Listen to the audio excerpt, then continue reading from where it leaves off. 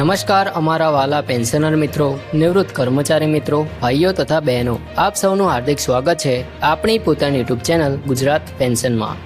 તો પેન્શનર મિત્રો, આજના આ ખાસ પેન્શન ન્યૂઝ વિડીયોની અંદર આપણે વાત કરીશું એક અત્યંત મહત્વપૂર્ણ અપડેટ વિશે, કારણ કે દેશભરના લાખો કેન્દ્ર સરકારના કર્મચારીઓ અને પેન્શનરો માટે 8મા પગાર પંચને લઈને હવે મોટા સમાચાર સામે આવી રહ્યા છે। મિત્રો, NCJCMની 49મી બેઠકમાં કર્મચારીઓ અને પેન્શનરો માટે પગાર, પેન્શન, ભથ્થા અને જૂની પેન્શન યોજના અંગે અનેક મહત્વપૂર્ણ માંગણીઓ સરકાર સમક્ષ રજૂ કરવામાં આવી છે। તો મિત્રો, આજનો આ વિડીયો અંત સુધી જરૂરથી જોતા રહેજો, કારણ કે આજની માહિતી દરેક પેન્શનર માટે ખૂબ જ ઉપયોગી સાબિત થવાની છે। તો મિત્રો, સૌથી પહેલાં વાત કરીએ કે આ બેઠક ક્યારે યોજાઈ હતી તેના વિશે। તો આ બેઠક 11 મે 2026ના રોજ કેબિનેટ સચિવ TV સોમનાથનની અધ્યક્ષતામાં NCGCM એટલે કે નેશનલ કાઉન્સિલ જોઈન્ટ કન્સલ્ટેટિવ મશીનરીની 49મી બેઠક યોજાઈ હતી। આ બેઠકમાં કર્મચારીઓના પ્રતિનિધિઓએ 8મા પગાર પંચ પહેલાં જ સરકાર સમક્ષ પોતાની મોટી માંગણીઓ મૂકી છે। ખાસ કરીને પગાર વધારો, ફિટમેન્ટ ફેક્ટર, પેન્શન સુધારણા, ભથ્થા, પ્રમોશન અને જૂની પેન્શન યોજના જેવા મુદ્દાઓ પર ચર્ચા કરવામાં આવી હતી।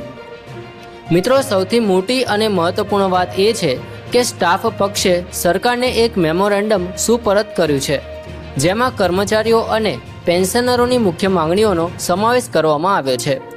આ મેમોરેન્ડમમાં લઘુત્તમ પગાર વધારાની માંગ, ફિટમેન્ટ ફેક્ટરમાં વધારો, પ્રમોશનની નીતિમાં સુધારા, વિવિધ ભથ્થાઓમાં વધારો, એડવાન્સ સુવિધાઓ તેમજ NPS અને UPS પાછી ખેંચીને જૂની પેન્શન યોજના લાગુ કરવાની માંગ ઉઠાવવામાં આવી છે।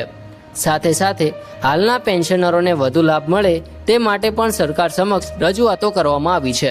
તો મિત્રો, હવે વાત કરીએ પેન્શન સંબંધિત સૌથી મોટા મુદ્દાની। તો બેઠક દરમિયાન પેન્શન સુધારણાનો મુદ્દો કેન્દ્ર સ્થાને રહ્યો હતો।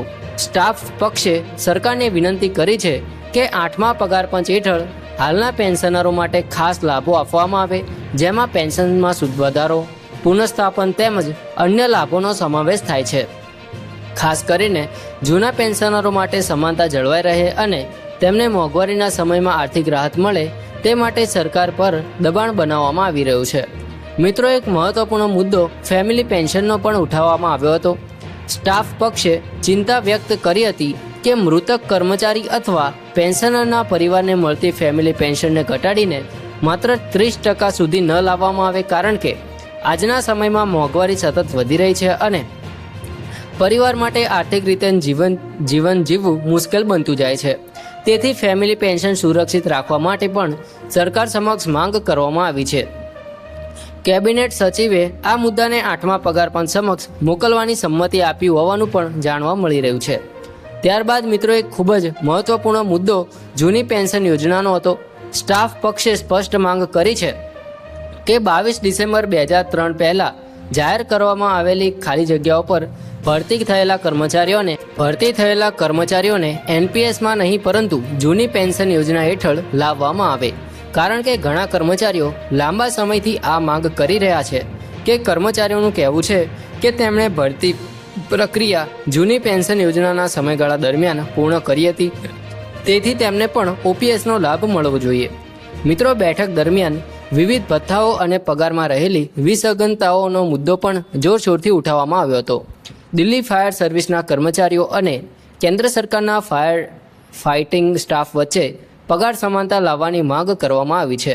સાથે સાથે સંરક્ષણ નાગરિક કર્મચારીઓ માટે નાઇટ ડ્યુટી ભથ્થા અને રેલવે રનિંગ સ્ટાફ માટે કિલોમીટર ભથ્થામાં આવકવેરા રાહત જેવા મુદ્દાઓ પણ ચર્ચાવામાં આવ્યા હતા।